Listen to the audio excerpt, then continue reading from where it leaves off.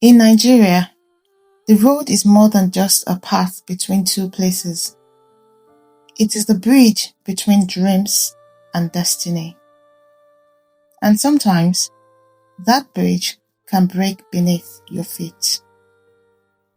This is a story of a young man named Nonso Okafo, a boy who believed Lagos would change his life forever. And it did, but not in the way he hoped. It was a warm evening in Umoji. The air smelled faintly of wood smoke and fried beans. Nonso sat outside his mother's small roadside store, repairing a rusty kerosene stove with an old screwdriver. "Nonso, you never rest," Mama said, flipping akara balls in sizzling oil. "Mama, if I rest, who will fix these things?" He smiled, wiping sweat from his forehead. Nonso was 23, tall and thin, with sharp cheekbones and a ready grin. Since his father died in 2011, he had been the man of the house, helping his mother feed his younger siblings while patching generators, mending bicycles, and repairing anything with a motor. But here in the village, skills were wasted. Graduates roamed the streets with nothing to do. The only real opportunities were in the big cities. And Lagos was the crown jewel. Nonso often dreamed aloud, "Mama, one day I will see Eko Bridge. I will walk in Victoria Island. I will not just hear about it, I will live it." Mama would smile, but her smile carried worry. Big cities have big troubles. Don't rush the road. On a Tuesday afternoon, Nonso's old school friend, Emeka, called. The connection was crackly. "Guy, Nonso, na me, Emeka, from SS2. They exchanged excited greetings. Then, Emeka lowered his voice. "Listen, there is work in Lagos. Factory job. Not plenty money, but better than nothing. My cousin Fit put in word for you. If you can come next week, the job is yours." Nonso's heart raced. After they hung up, he calculated quickly. Transport fare, 6,000 naira. Food for the road, 2,000 naira. He had only 4,500 naira to his name. That evening, he sold his battered Technophone for just 3,500 naira. He could always buy another one in Lagos, he reasoned. 3 days later, at dawn when the air was cool and still, Nonso's mother packed him a small black bag, 2 shirts, 1 pair of trousers, a comb, a cheap deodorant, and a brown leather belt that had belonged to his father. She pressed 500 naira into his palm. "Buy bread and water on the road. And Nonso, call me as soon as you reach Lagos." Nonso hugged his mother tightly, inhaling the faint scent of palm oil in her wrapper. "I will make you proud, Mama." His siblings waved as he walked to the junction to board a bus to Onitsha. If you have ever been to Upper Iweka, you know it is a storm of noise. Conductors shouting, hawkers thrusting gala sausage rolls and bottled water into your face. Bus engines rumbling like restless lions.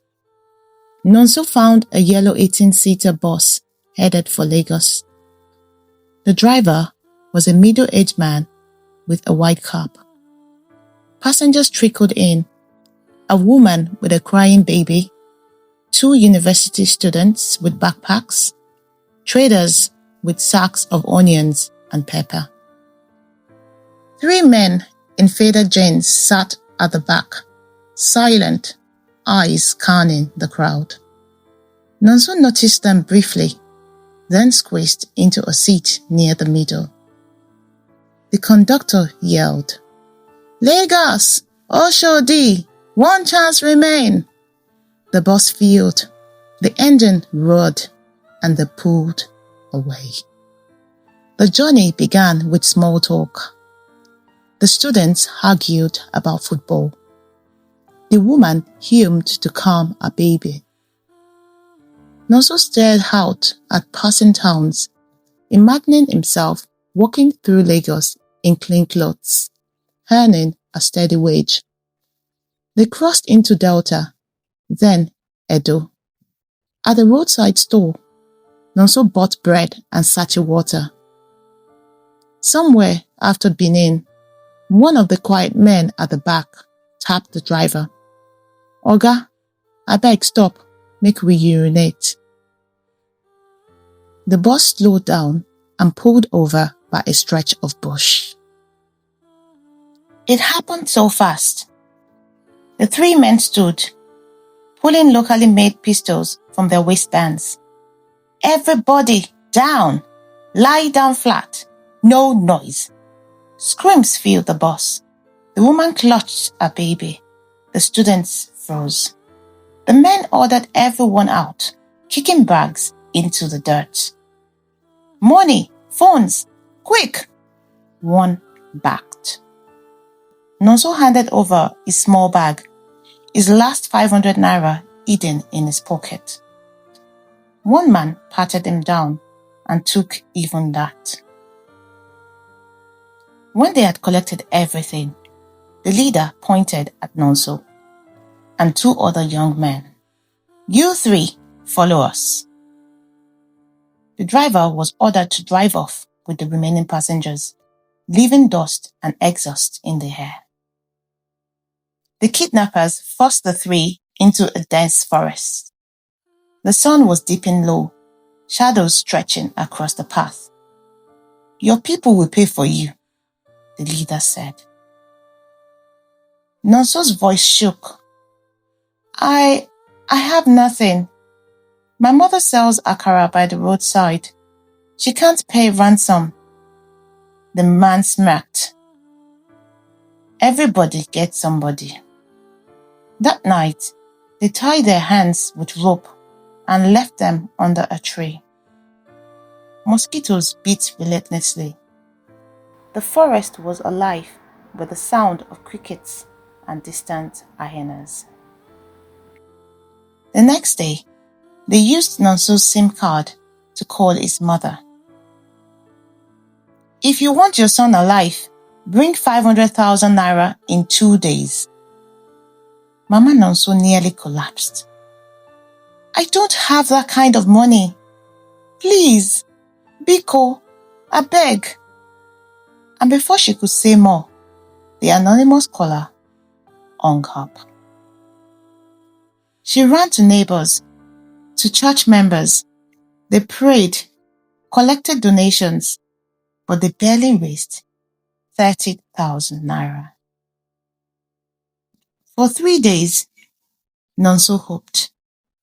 One of the other captives' families sent ransom, and that boy was blindfolded and released.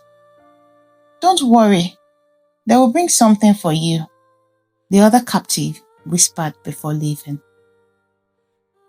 But on the 4th morning, the kidnappers returned without food or water. The leader looked at Nonso for a long moment. "Nobody sent money for you. You no get value." Farmers near Ore, Ondo State, found his body later that day. 1 gunshot wound to his chest, shirt soaked in blood. They called the police, who came in a rusted pickup truck to carry him away. When the white ambulance arrived in Umoji, The entire village gathered. Mama Nonso fainted at the sight of her son wrapped in a thin sheet. The funeral was quiet. Emeka came from Lagos, his eyes swollen. I told him to come if I had known. The police opened a file, but after weeks of silence, the case was marked unresolved. Nonso's story is not just his. It is the story of countless Nigerians who set out in search of a better tomorrow, but never arrived. Each face we lose on our highways is a dream cut short and a future erased. To those in authority, the message is clear. Our roads must not remain death traps. Safety, security, and accountability are not privileges. They are rights every citizen deserves. No mother should fear that a simple journey will be a child's last. And to you listening now, let Nonso's journey move you to action. Speak up, share the story, remind others that behind every news headline is a human life, just like yours and mine. If this story touched your heart, please like this video, subscribe for more stories that matter, comment with your thoughts, and share it so that Nonso's voice, though silenced, will continue to be heard. And until next time, when I bring you another story that touched the heart and stirs the soul, I remain your storyteller. Thanks for watching.